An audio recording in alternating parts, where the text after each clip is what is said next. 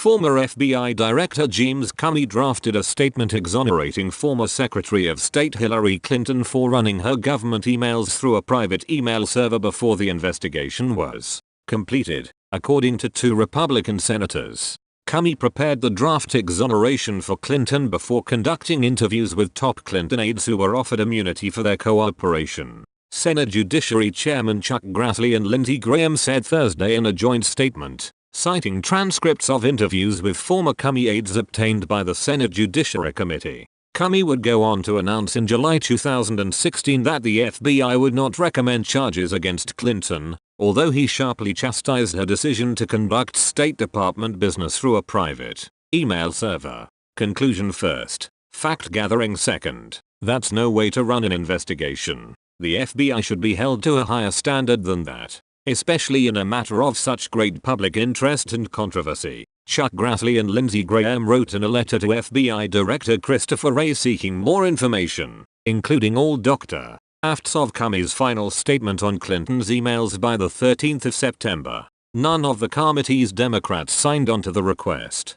Earlier this year, Comey testified before Congress that his decision to make the public announcement in July, something that rarely happens when investigators decide not to pursue charges, came because of political pressure he said he felt from Attorney General Loretta Lynch to downplay the investigation. The transcripts released to the Senate Judiciary Committee come from interviews of FBI aides to Comey, conducted as part of a personnel investigation of him by the Office of Special Counsel, which is unrelated to Special Counsel Robert Mueller. In one exchange from the redacted transcripts, an unidentified FBI aide says that Comey first wrote a draft of the July statement in May 2016. There were many iterations. At some point, there were many iterations of the draft that circulated, the unidentified aide said. The FBI has not responded to CNN's request for information. A person familiar with the matter pushed back on the notion that Comey had already reached a conclusion that affected the investigation.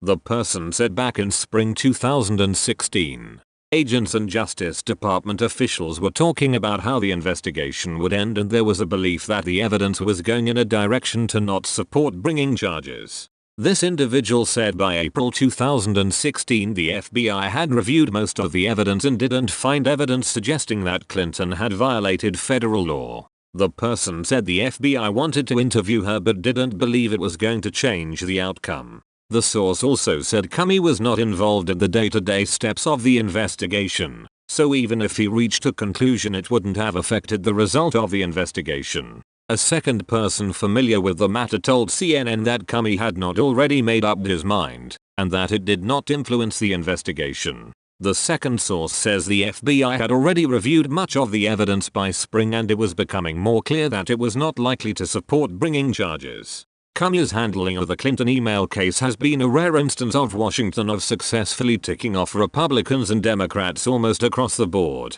although for very different reasons. Republicans accused Comey of going soft on Clinton, while Democrats blasted him for later resurrecting the issue with just days left in the 2016 election. Comey, in testimony before the Senate Judiciary Committee this past May, said he felt nauseous at the thought of having swayed the election. Roughly a week later, President Donald Trump fired Comey,